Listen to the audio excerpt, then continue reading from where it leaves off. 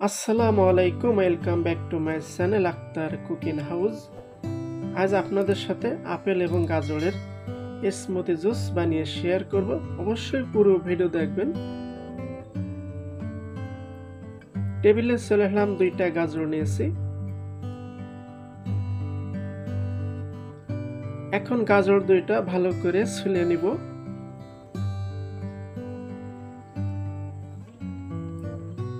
এখন গাজর 2টা ছোট পিস করে কেটে নিচ্ছি।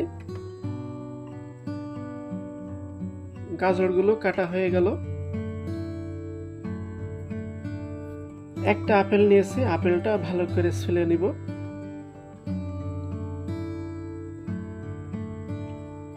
আপনারা কিন্তু অবশ্যই মনোযোগ সহকারে দেখবেন।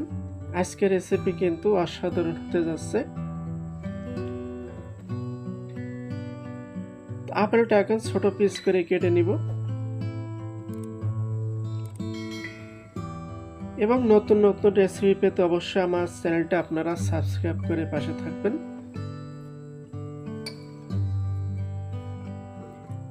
তো আপেলটা কেটে নিলাম।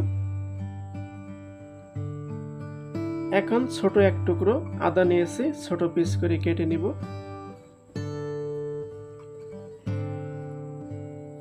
এখন ব্লেন্ডার করব। প্রথমে গাজরগুলো দিয়ে দিলাম, আপেলগুলো দিয়ে দিলাম, দিয়ে দিচ্ছি আদাগুলো, দিয়ে দিচ্ছি 50 গ্রাম চিনি সিরাপ, 200 গ্রাম টক দই, দিয়ে দিচ্ছি 50 গ্রাম মধু। আপনারা যেমন মিষ্টি খাবেন তেমন মিষ্টি অ্যাড করে নেবেন। 1 কাপ তরল দুধ,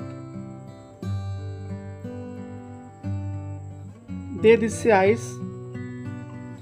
আপনাদের যদি আইস না থাকে নর্মাল পানিতে এই জুসটা বানিয়ে নিতে পারেন।